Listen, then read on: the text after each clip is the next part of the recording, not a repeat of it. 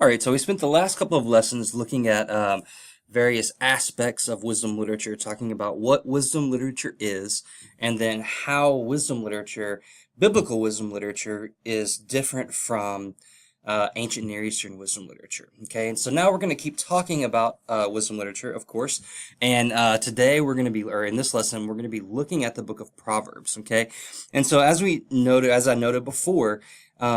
C.S. Lewis talks about different types of language, okay? So scientific language, ordinary language, and then poetic language. And what I want to point out in this lesson is that Proverbs takes the ordinary language of the Torah or the Pentateuch, you shall not commit adultery, for example, and uses poetic language to communicate the same types of things in a very memorable way, such as a spouse stealer will get a beating and dishonor. Okay? Now, let's look at a couple of definitions just as a reminder. A suzerain, vassal, covenant, or treaty is that covenant in the ancient Near East where a suzerain or a greater party makes a covenant with a vassal or a lesser party. And remember, there are various covenant stipulations in this. So that's what we find in the Pentateuch, the stipulations for the covenant. So don't murder, don't commit adultery, don't steal, don't take the Lord's name in vain, those types of things, okay? Those are covenant stipulations that the vassals or lesser parties have to keep, and that the suzerain issues down. And there are various curses associated with not obeying those laws or stipulations, and there are various blessings associated with obeying those stipulations. So the covenant stipulations, I just explained that, so I won't continue in there. And then wisdom. All right, so what is wisdom? Wisdom is essentially obeying God, right? Living in the fear of the Lord. That's what we're going to look at in the book of Proverbs, okay? And so wisdom literature and wisdom in general is talking about how we live out these commands, okay? So it's the commands or the covenant stipulations in lived experience. And we're going to look at that in Proverbs, in Job, and finally in the book of Ecclesiastes. So, do this and live. That is one of the statements that the Lord makes to the people of Israel, right? Okay, and you shall not do this, you shall not do that, right? You shall not, we're all familiar with those commandments. Don't take the Lord's name in vain. Don't have other gods before the Lord, okay? Don't murder, don't steal, don't commit adultery, okay? So those are the basic, straightforward covenant stipulations in ordinary language, like C.S. Lewis has it. So what do we find out in the book of Proverbs? We find that it takes this ordinary language and uses poetic language to communicate the same thing. So the book of Proverbs is for learning wisdom and discipline, the book itself says, okay? So this is in Proverbs 1. So Proverbs 1 says, for learning wisdom and discipline, for understanding insightful ways, receiving prudent instruction in righteousness, justice, and integrity, for teaching shrewdness to the inexperienced, knowledge and discretion to the young man.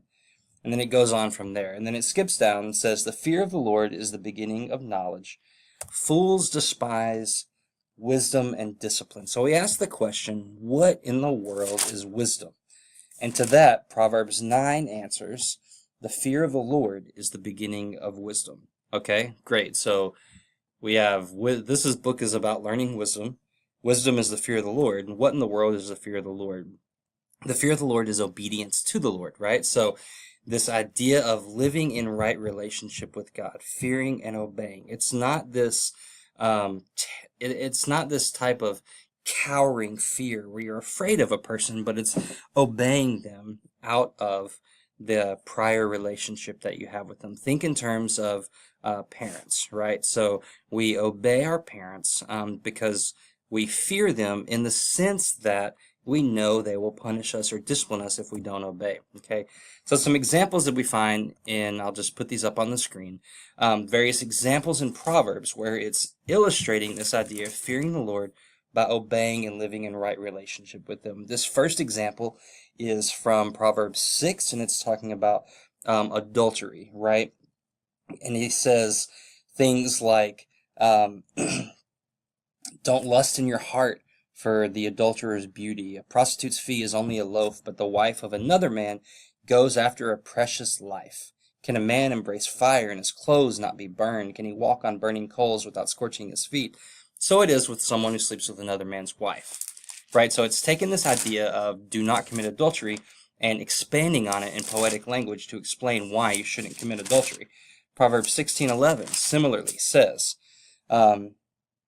honest balances and scales are the Lord's, all the weights in the bag are his concern. So there's this idea, do not steal, but then here's a poetic explanation of that, or understanding of that. Honest balances and scales are the Lord's, okay? Let's look at Proverbs 27:4. Fury is cruel and anger a flood, but who can withstand jealousy? Okay, so this idea of, or this covenant stipulation, not to covet. Okay, this is a poetic representation of that.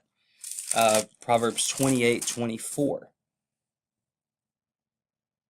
The one who robs his father and says, "This is no sin," is a companion to a person who destroys.